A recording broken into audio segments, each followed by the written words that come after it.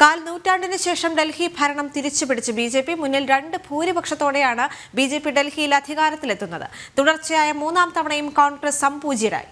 Aam Aadmi party വലിയ തിരിച്ചടിയാണ് നേരിട്ടത്. അരവിന്ദ് കെജ്രിവാൾ, സത്യേന്ദ്ര ജെയിൻ തുടങ്ങിയവരുടെ മുൻനിര നേതാക്കളെല്ലാം പരാജയം ഏറ്റുവാങ്ങി. ഗൗതം അനന്ത നാരായണൻ ചേരുന്നുണ്ട് വിവരങ്ങളുമായി. ഗൗതം, നമുക്കറിയാം കാൽ നൂറ്റാണ്ടിന് ശേഷം ഡൽഹിയിലെ ഭരണം തിരിച്ചുപിടിച്ചിരിക്കുകയാണ് ബിജെപി. അഴിമതിക്കെതിരെ തുടങ്ങി അഴിമതിയിലേക്ക് തന്നെ കൂപ്പുകുത്തുന്ന ഒരു കാഴ്ചയായിരുന്നു ആം ആദ്മി പാർട്ടിക്ക് ഈ തെരഞ്ഞെടുപ്പിൽ നേരിടേണ്ടി വന്നത്. എന്നാൽ ഈ സംഭവം ഒന്നും അറിഞ്ഞില്ല എന്ന മട്ടിൽ പ്രിയങ്ക ഗാന്ധിയുടെ ഭാഗത്ത് നിന്നുമുള്ള പ്രതികരണം വരുന്നു. അതിനുശേഷം ഇത് കോൺഗ്രസിന് ഒരു പാഠമാണ് എന്നുകൂടി പ്രിയങ്ക പറയുന്ന ഒരു സാഹചര്യം. എല്ലാ നേതാക്കളും മൗനം തുടരുകയാണ് കോൺഗ്രസിൽ. കാരണം കോൺഗ്രസ് ചിത്രത്തിൽ പോലുമില്ല, അല്ലേ?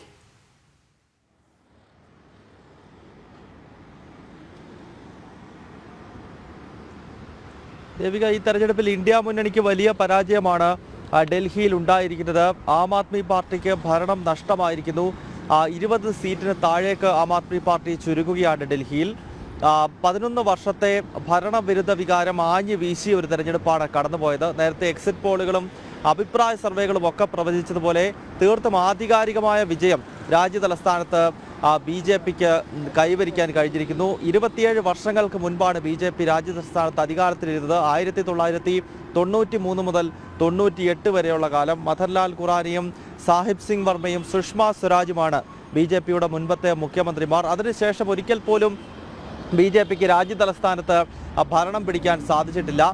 2013 ഏറ്റവും വലിയ ഒറ്റക്കക്ഷിയായി 31 സീറ്റ് നേടിയെങ്കിലും ആം ആദ്മി പാർട്ടിയും കോൺഗ്രസും ചേർന്നുകൊണ്ട് ബിജെപി അധികാരത്തിൽ നിന്നും താഴെ ഇറക്കി. എന്നാൽ അതിനെല്ലാം പ്രതികാരം വീട്ടിക്കൊണ്ട് ഒറ്റയ്ക്ക് കേവല ഭൂരിപക്ഷം നേടിയുള്ള ആധികാരിക വിജയമാണ് ഇന്നിപ്പോൾ നരേന്ദ്രമോദി യുഗത്തിൽ ബിജെപി ഡൽഹിയിൽ നേടിയെടുക്കുന്നത്. എന്തായാലും ഈ ഐതിഹാസികമായ വിജയത്തിന്റെ ആഘോഷം രാജ്യതലസ്ഥാനത്തെങ്ങും നടക്കുന്നു. പ്രധാനപ്പെട്ട ആഘോഷം വൈകിട്ട് 7 മണിക്കാണ് പ്രധാനമന്ത്രി നരേന്ദ്രമോദി ബിജെപിയുടെ കേന്ദ്ര കാര്യാലയമായ ദീൻദയാൽ മാർഗിലേക്ക് എത്തുകയാണ്. വൈകിട്ട് അദ്ദേഹം ബിജെപി ആസ്ഥാനത്ത് നിന്ന് പ്രവർത്തകരെ അഭിസംബോധന ചെയ്ത് സംസാരിക്കും.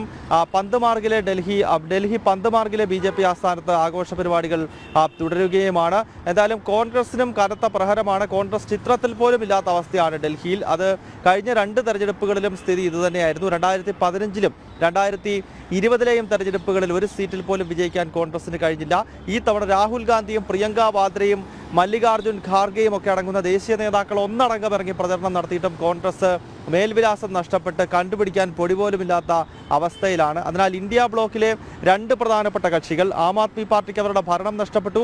കെജ്രിവാളും സിസോദിയയും ഉൾപ്പെടെയുള്ള പ്രമുഖ നേതാക്കളെല്ലാം പരാജയപ്പെട്ടു. മുഖ്യമന്ത്രി അതീഷി മർലീനയുടെ നേരിയ ഭൂരിപക്ഷത്തിലുള്ള കൽക്കാജിയിലെ വിജയം മാത്രമാണ് ആം ആദ്മി പാർട്ടിക്ക് ഈ തെരഞ്ഞെടുപ്പിൽ ഒരു നേരിയ ആശ്വാസമെങ്കിലും നൽകുന്നത്. കോൺഗ്രസിനെ സംബന്ധിച്ച് ആശ്വസിക്കാനോ അഭിമാനിക്കാനോ ഒന്നുമില്ലാത്ത അപമാനത്തിന്റെ വലിയ കളങ്കത്തിലേക്ക് വീഴുന്ന തെരഞ്ഞെടുപ്പ് പരാജയമാണ് കോൺഗ്രസിന് ഡൽഹിയിൽ സംഭവിച്ചിരിക്കുന്നത്. ദേവിക.